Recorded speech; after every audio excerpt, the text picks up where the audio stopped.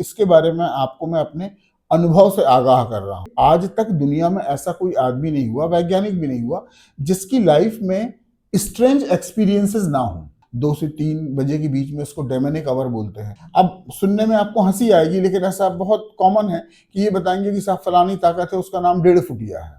आज का वीडियो आपके लिए बहुत उपयोगी सिद्ध होने वाला है। क्यों? देखिए, ऐसा है, इस समय इंटरनेट पे सबसे ज्यादा जो चलने वाला ट्रेंडिंग टॉपिक है, बच्चों से लेके जवानों तक, बूढ़ों तक, वो है पैरानॉर्मल, ऑकल्ट्स के बारे में, पैरानॉर्मल के बारे में, डीमंस के बारे में, भूत प्रेतों के बारे में, नेगेटिव एनर्जीज के बारे में। मतलब एक ही चीज को हम 4-5 नामों से देख सकते हैं।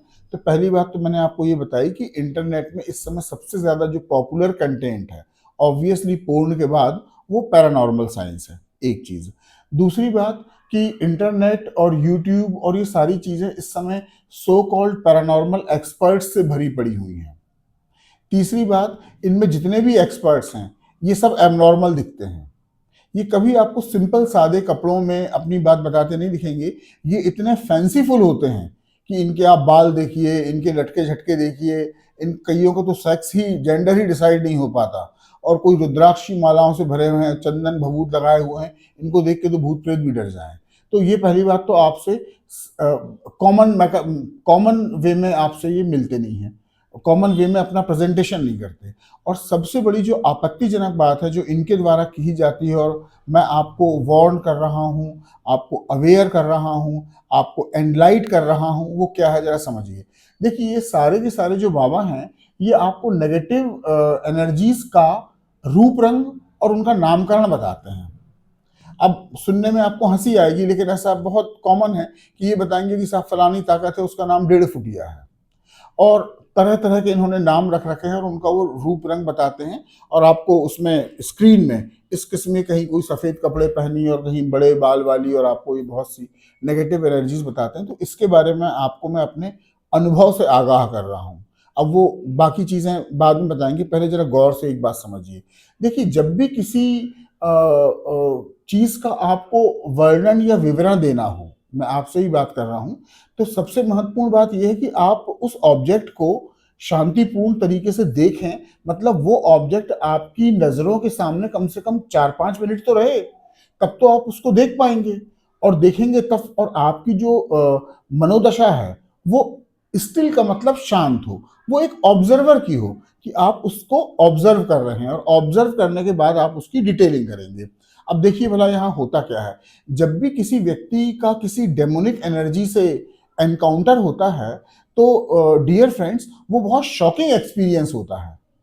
मतलब आज आप किसी सेलिब्रिटी से मिलने जा रहे हैं, तो आपको मालूम है कि आप इस स्थान पर लगभग लगभग इस समय इस सेलिब्रिटी से मिलेंगे, तो आप अपने उस एक्सपीरियंस को शेयर कर सकते हैं।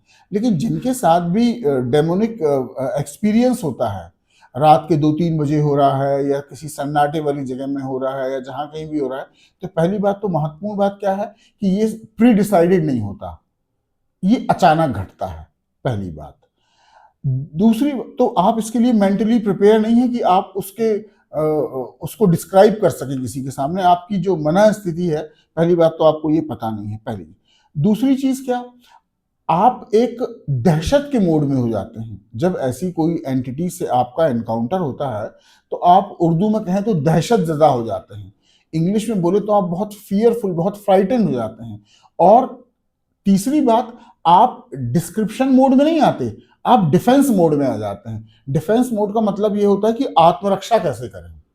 अब देखिए, सबसे बड़ी बात समझिए, यदि आपके सामने अचानक एक घातक अनुभव हो जाए, आप पानी में जा रहे हैं और अचानक मगरमच्छ आपका हाथ पकड़ ले, भले कुछ सेकंड के लिए आप उसकी गिरफ्त में रहें, तो उस समय आप एक तो दहशत वाली मन स्थिति में हैं, दूसरा सेल्फ डिफेंस की मन स्थिति में कैसे छुटकारा पाएं, या कैसे इस बैड एक्सपीरियंस से बाहर जाएं। तो इस समय आप उसको एग्जैक्टली डिस्क्राइब, एनालाइज और डिटेलिंग कर ही नहीं सकते। आप उस मगरमच्छ की नहीं कर सकते कि वो कितने आप सिर्फ अपने उस अनुभव को फिर बाद में आप उसको फिर जैसा भी नमक मिर्च लगा के बताना चाहें आप कर दें। लेकिन मेरे कहने का मतलब क्या है, जो थंब लाइन है क्या है, मेन बात है वो क्या है कि आपको पैरानॉर्मल साइंस के नाम पर यूट्यूब में, फेसबुक में, सोशल मीडिया में सो कॉल्ड बाबा, रेमेडी एक्सपर्ट, ये आपको क्या बेवकूफ बनाते हैं कि फलानी एंटिटी ऐसी दिखती है और इसका ऐसा नाम है।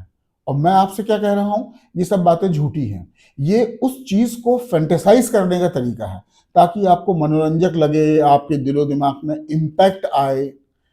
ये मीडिया भी यही काम करता है, हॉरर मूवी भी यही काम करती हैं, हॉरर सीरियल भी ये काम करते हैं। तो ये आपके काम की चीज है कि देखिए, आज तक दुनिया में ऐसा कोई आदमी नहीं हुआ, वैज्ञानिक भी नहीं हुआ, जिसकी लाइफ में स्ट्रेंज एक्सपीरियंसेस ना हो। ऐसा कोई आदमी नहीं हुआ जिसको अपनी लाइफ में स्कैरी फीलिंग किसी खास जगह पर ना आई हो। ये सबके साथ होता है। लेकिन हमारे जो सो कॉल्ड यूट्यूबर हैं, एक्सपर्ट्स हैं, ये उसके समाधान तो दूर की बात है, ये सबसे पहले उस अफेयर को, उस मैटर को फैंटेसाइज करते हैं। तो मैंने आपसे क्या कहा कि हकीकत ये है कि लाइफ में जिनके साथ जब भी कभी ये अनुभव होता है, चाहे सुनसान रात में कभी किसी के साथ हुआ हो, अक्सर लोगों के साथ घटता है, रात में 2 से 4 बजे के बीच में, या गांव के खेत खलिहानों में दिन में गर्मियों के समय 2 से 3 बजे के बीच में, इसको डेमोनिक आवर बोलते हैं। तो उस समय चीज़ें घटती हैं। लेकिन एक तो आप इसके लिए मेंटली प्रिपेयर नहीं होते कि आपके साथ ऐसा कुछ होने जा रहा है।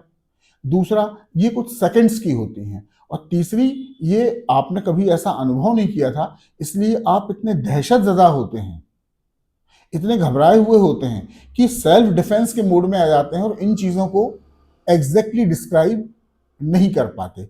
इसलिए जो इस मैसेज की बॉटम लाइन है वो ये कि यदि आपको इस फील्ड में आगे बढ़ना है या अपने आप को इन चीज़ों से निजात पाना है, तो इनका जो फैंटेसाइज एस्पेक्ट है कि भूत प्रेत कैसे दिखते हैं, उनके अलग अलग नामकरण होते हैं, इन सब झंझटों में बिल्कुल मत पड़िए। इससे पॉडकास्ट करने वाले का भला है, आपका कोई भला नहीं है। आपका भला इसमें है कि कैसे वो व्यक्ति यदि एक्सपर्ट है, यदि उसकी अथॉरिटी है, तो आपकी वो देन एंड देयर वो आपकी मदद कर सके। ये आपके जीवन का लक्ष्य होना चाहिए, ना कि ये तमाम चित्र विचित्र कहानियां सुनना। That's it.